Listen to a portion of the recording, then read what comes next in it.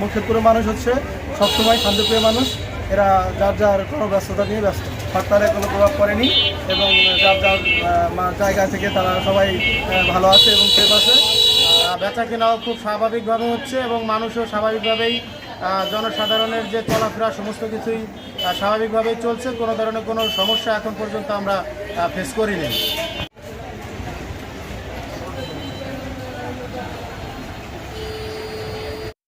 মুর্শিদপুরের মানুষ শান্তিপ্রিয় মানুষ।